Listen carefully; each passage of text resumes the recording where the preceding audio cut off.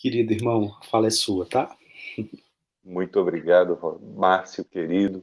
Boa noite ao Valtinho, toda a nossa família do Grupo Espírita Regeneração. Que Jesus nos abençoe, a causa do amor da nossa vida, calor da nossa alma, nosso Mestre. Vamos aos estudos de hoje.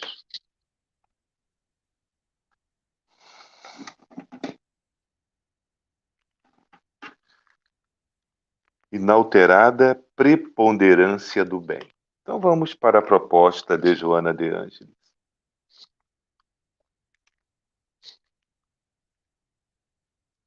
As denominadas desgraças. É sempre útil lembrar que entre a minha opinião e a da doutrina espírita prevalece a de Allan Kardec. Entre os meus apontamentos e da benfeitora Joana de Ângeles prevalecerá sempre o da benfeitora. E mais um detalhe, nós tivemos que, neste capítulo, a condensarmos para o espaço-tempo necessário para o nosso estudo.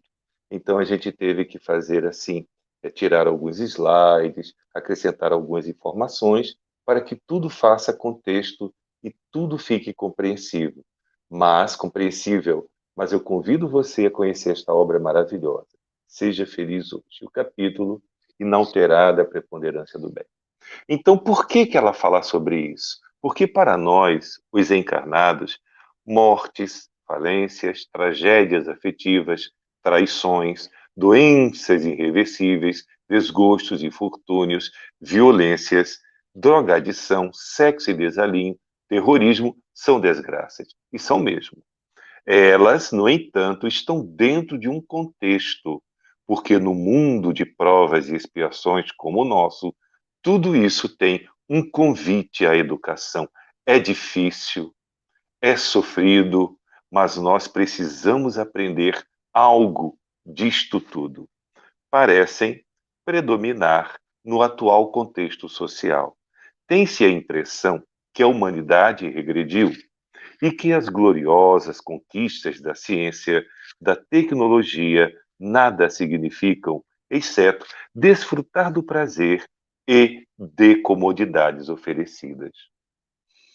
O utilitarismo insensível usa as pessoas e as descarta, coisificando-as e as desprezando. O consumismo e o caos quase em toda parte. A cultura da futilidade atinge índices alarmantes, as emoções radicais, desconsiderando a existência física. Então, tudo que nós vimos, todo esse apelo que Joana faz, tem um contexto da forma com que a humanidade vive na Terra, que é exatamente desconsiderando toda a parte ética da existência. Por quê? Porque prefere a óptica do materialismo. Continua Joana. Na juventude, a responsabilidade, o dever, são substituídos pelo nem se estuda, nem se trabalha, e o abandono a qualquer momento pelos adultos. A gente sempre escuta naquelas alegações infrutíferas. Este menino ainda não se definiu. Qual é a profissão? Ô menina, o que é que você vai fazer? Nem lá, nem cá. O que é que você quer da vida? Calma. Tudo isso se definirá. Precisamos ser o exemplo, principalmente de paz e tranquilidade. Na reflexão de Joana, qual é a proposta? Ela quer chamar a atenção para o nosso proceder. Continua a benfeitora Joana de Ângeles no livro Seja Feliz Hoje. A ansiedade para se conquistar a glória de um momento. Então, ela quer dizer que a ansiedade promove a conquista de um momento ou, através da conquista de um momento, a glória. O pódio de destaque consome vidas, a ansiedade, que poderiam se dedicar essas vidas, sem ansiedades, a objetivos mais plenos da evolução. A competição desenfreada e sem escrúpulo alucina, anula os menos resistentes e triunfam, mesmo injusto, os mais hábeis na arte da dissimulação, do parecer e do explorar. Paira a impressão que o mal prevalece, parece estar em todo lugar e que escasseiam os valores edificantes e a solidariedade. É impressionante a lógica, porque parece que ela faz um raio-x exato do que nós estamos vivendo hoje. E este livro já tem um pouco mais de 10 anos. Entretanto, vige, pouco mais de 6 anos. Entretanto, vige o bem, ele sempre existirá, menos visível. Manifestam-se os atributos da honradez em diversos indivíduos e setores, todos os que são anônimos, mas que fazem o bem, oram, buscam ser exemplos, mesmo contra a maré do materialismo. Trabalham esses missionários do bem, do progresso, da verdade, que é um período que vivemos de crise e de transição. Estas descobertas de outros valores mais importantes, ainda não conseguidos, é natural que apresente essas tragédias inegáveis. Então, na minha concepção, nós vivemos um período de transição, aonde os missionários do bem são referenciais de progresso, de verdade, mas o período de crise não anula tudo o que precisamos descobrir e que ainda não conseguimos, apesar das tragédias inegáveis. O plano espiritual não nega que a pandemia e as desencarnações sejam dolorosas. O plano espiritual reconhece que neste trabalho de autoeducação que estamos vivendo e construindo um homem melhor, o homem espiritual, nós precisamos incorporar a regra do bom proceder ensinada por Jesus. Joana afirma a todo instante: Jesus é o exemplo, ele viveu o exemplo. Toda tempestade que destrói, depura, modifica, reverdece a natureza. A flora e a fauna ressurgem exuberante. Esta foto está disponível na internet. Eu achei ela muito própria. Continuemos. O pântano ameaçador, o charco pútrido, estão carentes de drenagem e ação bifazeja para transformar-se em jardim e em pomar.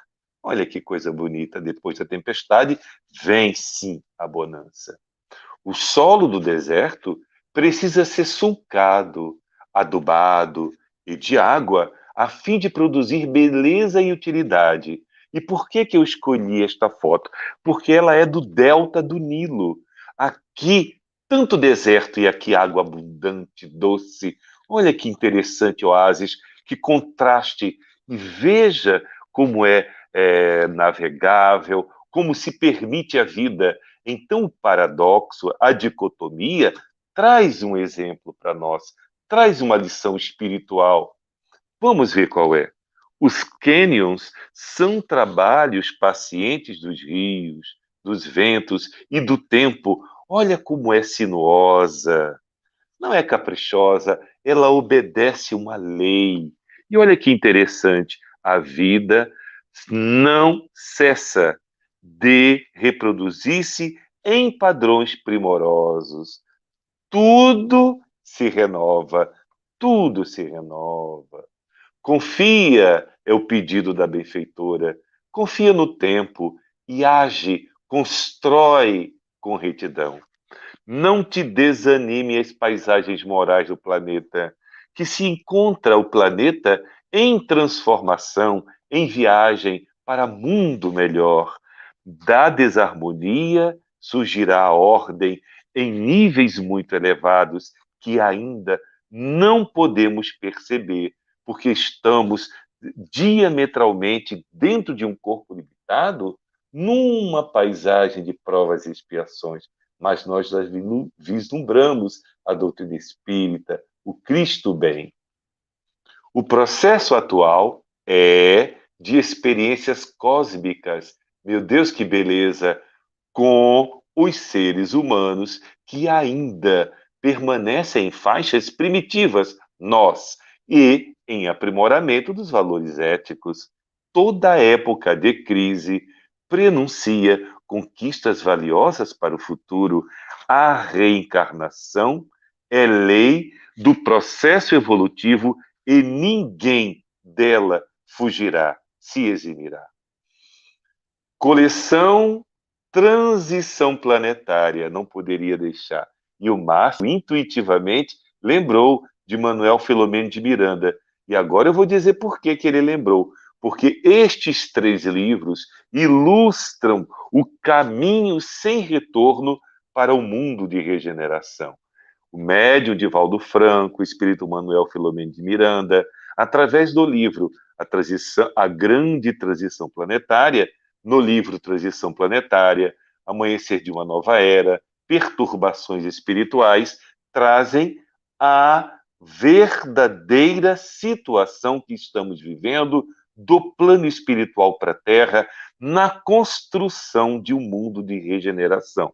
Somos nós, estamos inseridos no contexto provas e expiações. No livro Transição Planetária, a gente resolveu destacar um item primoroso: os mecanismos e as razões da ordem superior da transição do planeta, que, diga-se de passagem, desde o livro dos Espíritos, o Evangelho segundo o Espiritismo, em especial a Gênese, e em todas as revistas espíritas, está ali alertado que nós passaríamos pelos momentos que estamos vivendo agora. E por quê? Porque Jesus nos alertou. Foi ele que abriu o caminho, que iluminou a nossa paisagem. Nele começa o nosso período de mundo de regeneração, em Cristo. Nesta coleção, ainda temos um livro maravilhoso que eu recomendo a leitura. Quer dizer, eu reconheço a importância da leitura. Amanhecer de uma Nova Era, o ponto de vista geológico, os aspectos moral e espiritual, os espíritos evoluídos procedentes de outras dimensões atendendo ao apelo do Cristo e perturbações espirituais, o intercâmbio entre as 2 esferas da vida, narrações dos preparativos de adequação para as reencarnações dos espíritos de Alcione, lá da constelação de Touro, dos gênios e benfeitores da nossa humanidade. Então, tudo prenuncia. E qual é o livro que traz agora a pérola de tudo isso?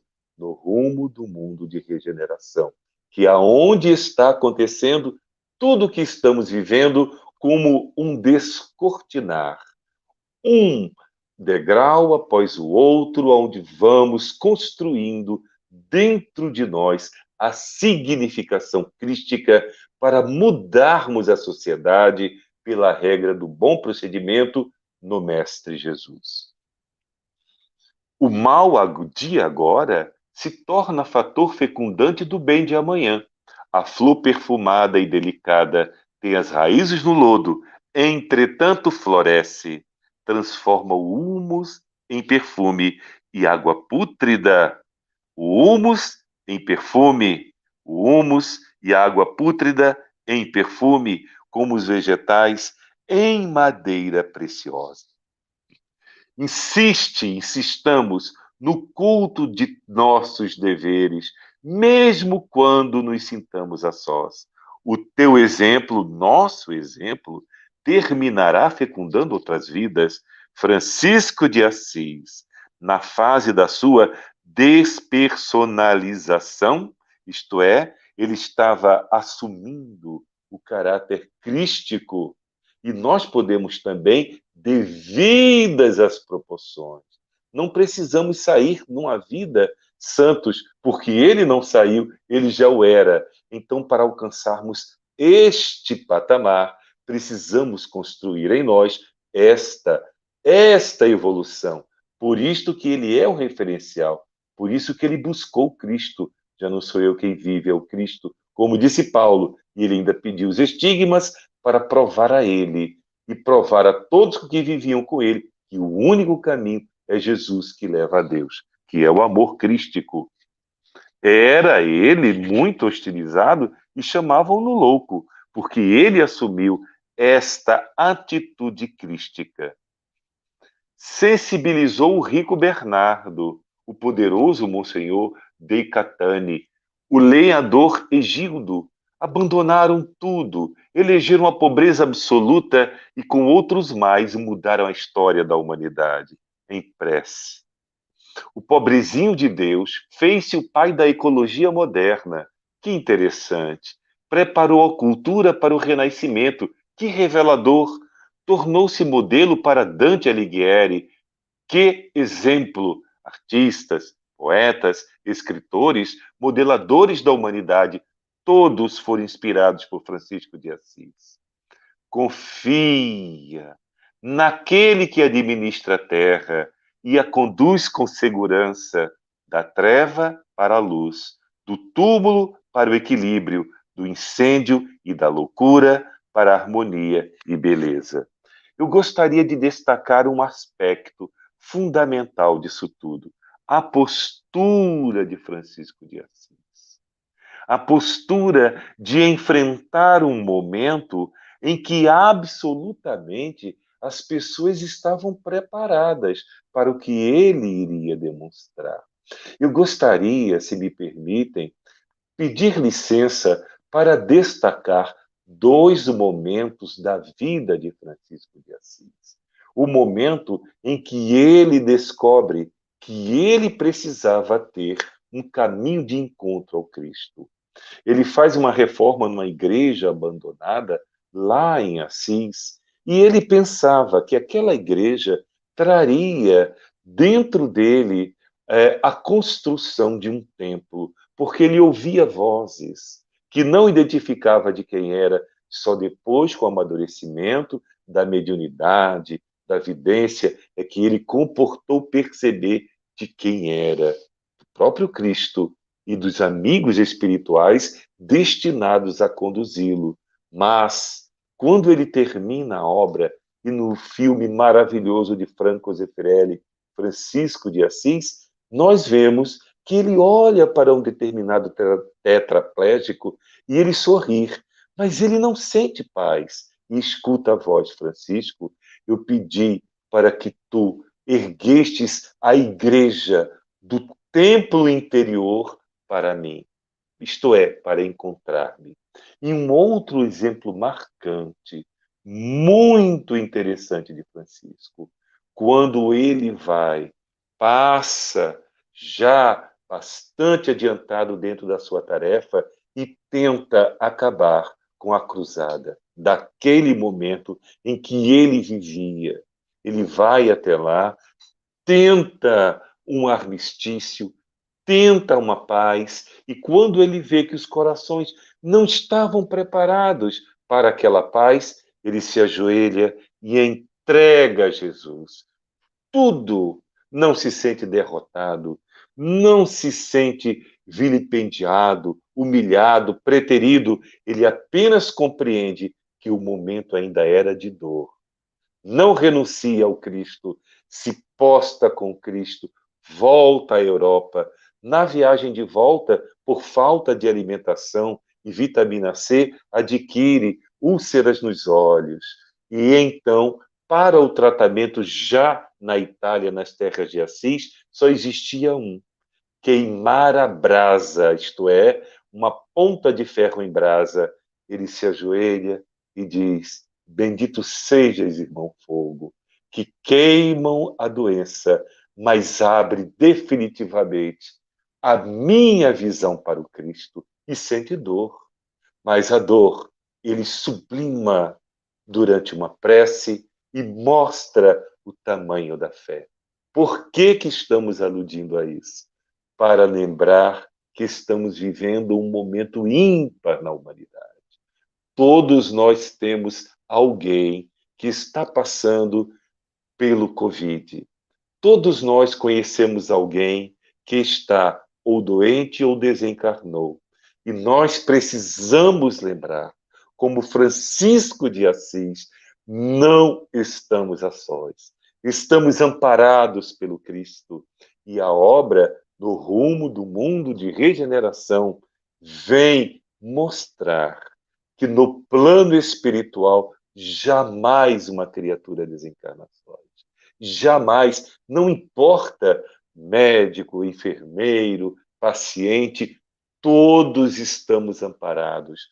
Os mentores, os amigos espirituais e doutor Bezerra de Menezes, o nosso Bezerra de Menezes, como porta-voz de Ismael, como porta-voz de Clara e Francisco de Assis, onde todo o planeta está mobilizado do plano espiritual para a Terra para acolher-nos, para mostrar que não existe no plano espiritual distinção, mas sim preocupação no bem, preocupação no amor, materialista, evangélico, católico, espírita, budista, toda a humanidade é amparada pelos seus mentores, sob a luz do Cristo, sob a égide de nosso Senhor Jesus Cristo.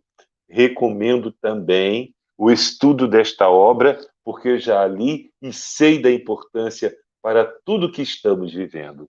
Esta é uma fotografia materializada por Satya Sai Baba, já contei a história, mas deem uma olhadinha, basta vocês entrarem na internet. Foto Satya Sai Baba, o Cristo ressuscitado. Rapidamente, década de 80, 1980, 85. Depois da Páscoa cristã, duas senhoras britânicas visitam Satya Sai Baba no ashram, lá em Puttaparthi, lá na Índia. Ele olha para aquela foto e pergunta para elas: vocês querem ver a verdadeira face do Cristo? E então ele passa a mão sobre a fotografia e materializa esta foto.